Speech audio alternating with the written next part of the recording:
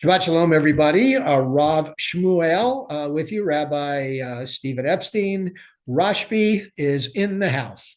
I haven't said that in a while. I think that phrase is kind of going a little out of style. Anyway, got my hat, got my little Orthodox rabbi hat on. My wife and I were watching this movie the other day, and it was around, it centered around Orthodox Jews. And, they're wearing hats like this, fedoras. That is a typical, I guess, dress for people who are very traditional. And from what I've heard, from what somebody told me, and maybe somebody can confirm or set me straight, that the reason that a lot of traditional Jews, like especially the Lubavitch, why they wear the fur hats and the coats and everything, is because they emulate the upper classes of where they're living. Now, back in Europe, apparently, this is, what people who are well-to-do wore, and they feel that, when they're serving God, when they're being God's chosen people, and we've discussed that, then they feel that they need to look the part. And especially on Shabbat. Shabbat, you're coming in front of a king. So I know people today, they come to services, they're in jeans, they're in sneakers, whatever. And of course, I pretty much dress up and, lead by example because it's a special time. We get the extra soul. God is really paying attention to us. Not that God doesn't in any way, but, it's a good time to say, we're here. This is our time with you, this 24, 25 hours. And we want, we're coming in front of the divine king. So we feel we need to really make the impression. So hence there it is. But I kind of like the hat. A little tough when you're sitting in a car and you've got that headrest from behind you, but I kind of like it. Don't get a chance to wear it much here in California, where here we are December and the weather's in the 70s. What are you going to do?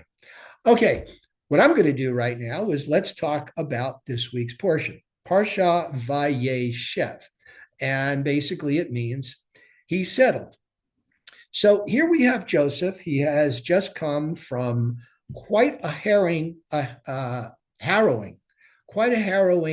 34 years. He left home, spent 14 years, according to the Midrash, which is, the folklore that surrounds missing parts of the Torah. Midrash, drash means to kind of explore, to discuss, to read, and to tell.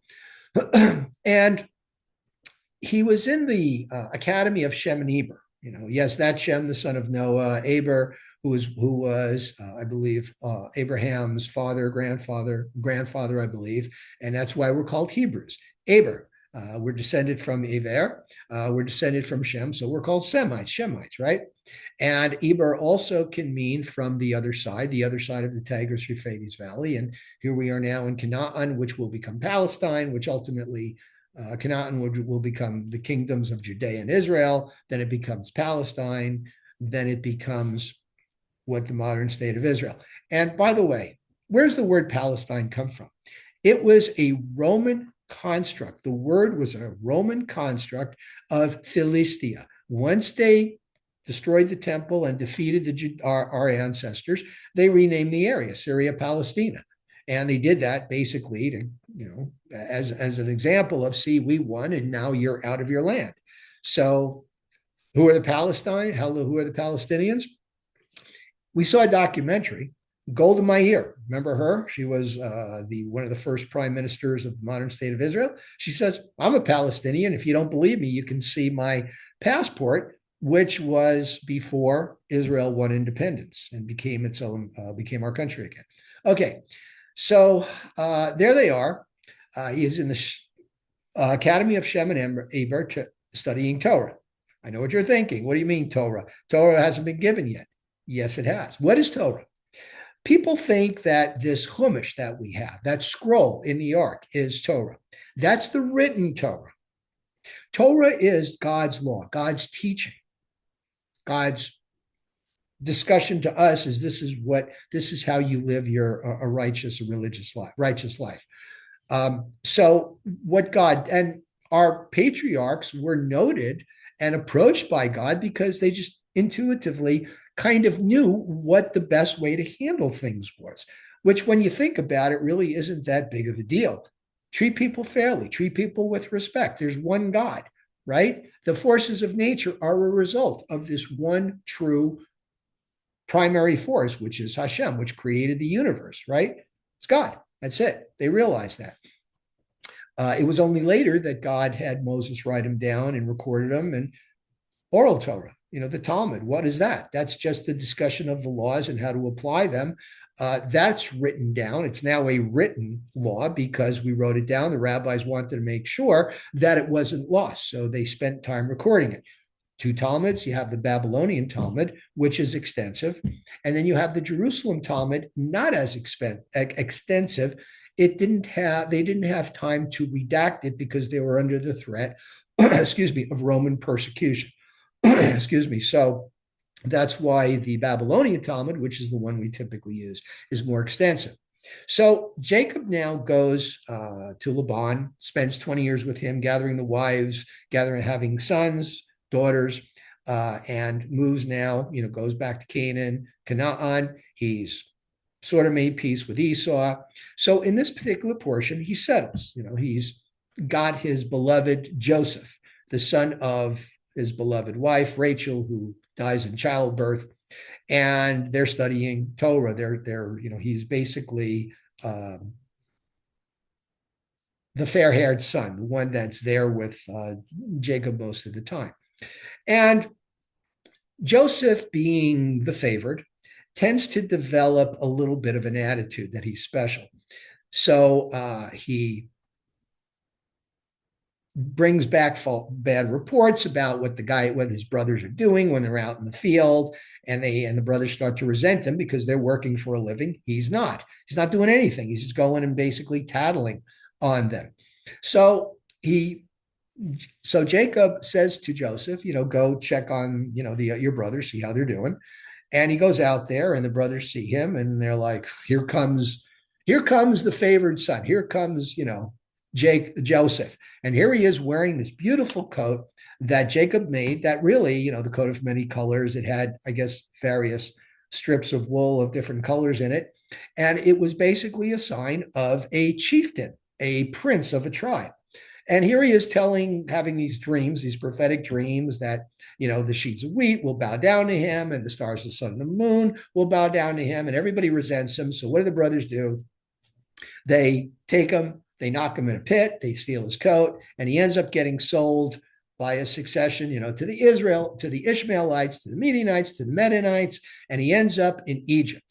He is taken in by this guy Potiphar, who's one of the main ministers of the court of Pharaoh, and he's head of household, and he's doing a great job. But again, he's primping himself.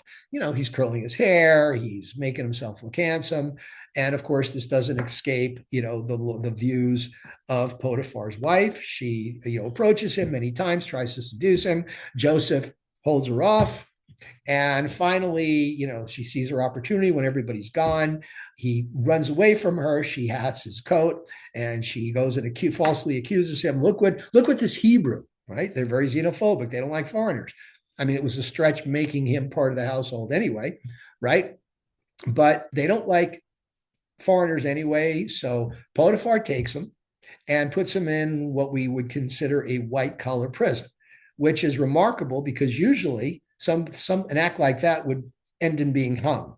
But Potiphar, they think, kind of knew who his wife was, so he just put him in jail where he impresses the warden and he becomes a trustee, right? Almost like an assistant.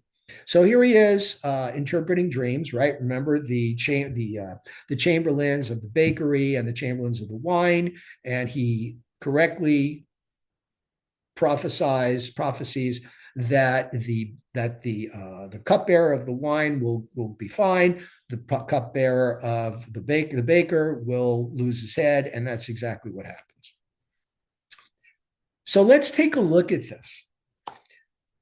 These are situations where we would think, wow, poor guy, how do you manage, all the horrible things? You're the youngest, you're away from your mother and father and mothers, your brother, from your family, you're in a strange land where they don't like foreigners. And yet Joseph made the most out of it. He took lemons and made lemonade. What a lesson for the rest of us. We find ourselves in these very challenging, trying situations. Okay. And all we have to do is look at Joseph and said, here's a guy, here's a kid. He was 17 when he was abducted. Okay. 18 when he was put in prison, 30 by the time he got out. 12 years. He spent almost half his life in jail, right? But what happens? We'll see what happens in the next parsha, but we know that he is elevated to an amazing position as the viceroy, the assistant to the king. Let that be a lesson to all of us. When you are in a challenging situation, make the most of it. See what you can do to make it work, not to your advantage, not like you're doing anything deceptive, but rather make it work, find something positive, and look what can come out of it. All right, that's my message. It'll probably be my sermon for Friday night. Shabbat Shalom. Thank you for listening and watching, and we will talk to you again soon.